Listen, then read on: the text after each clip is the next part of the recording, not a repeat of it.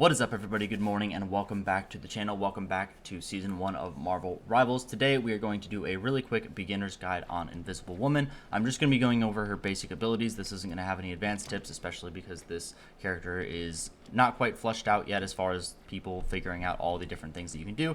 But this is going to be a very basic guide to figure out if this is someone that you want to play.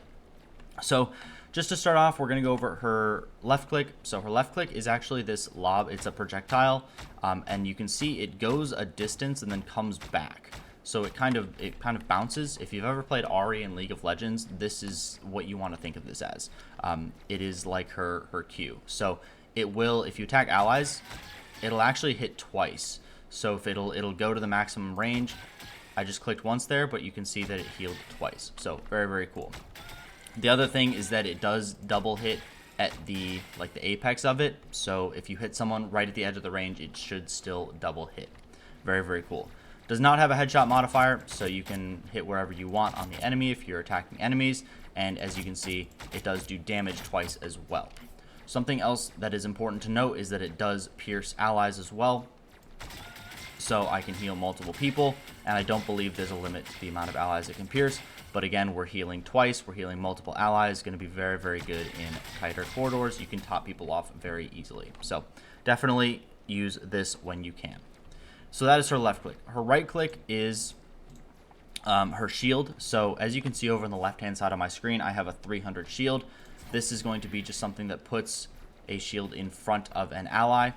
So it has nothing to do with the way that I'm facing too, so I can be facing backwards or whatever. It just puts it in front of the ally, and as you can see in the center of my screen, you can see how much health the shield has. When it finally breaks, you can see it recharging over there on the left-hand side of my screen. So use this, but it's not meant to block a whole lot of damage. It is only 300 damage, so this can get broken pretty easily, but a good way to definitely stall a little bit. So that is her right click.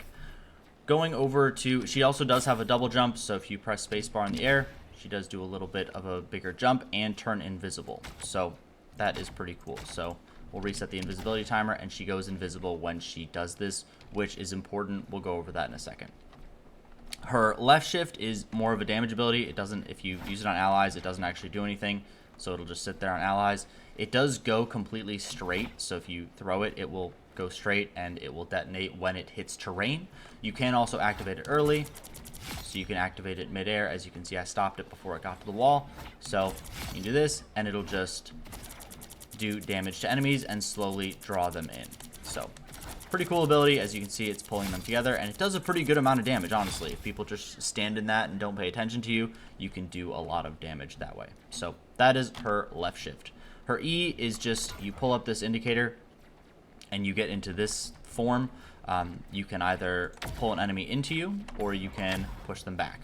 It's really just, it's your choice. I'm not playing with cooldowns here, so just so I can show this more often, but does pretty good damage actually, honestly. So you can pull people in, and the hitbox is actually like pretty generous as well, so you don't need to be directly on the target to still hit them. So that is her E. The last thing will be her, I guess we should go over her passive too. So as you might have noticed, if I auto attack and then I wait like 6 to 7 seconds, I will eventually turn invisible. So there you go. And this is broken as soon as you enter combat, if you take damage, anything like that. So it'll be similar to Loki's invisibility. The important thing about being invisible is that it does give you a heal over time effect. So if I take a little bit of damage here and just get kind of cooked by this bot, and I double jump, go into invisibility, I can immediately start healing myself, and I get a nice self heal, which is pretty quick, not too bad when you're invisible. So very important to do. The other thing is just make sure that if you pretty much use anything, you're going to reset the timer on going invisible, so keep that in mind.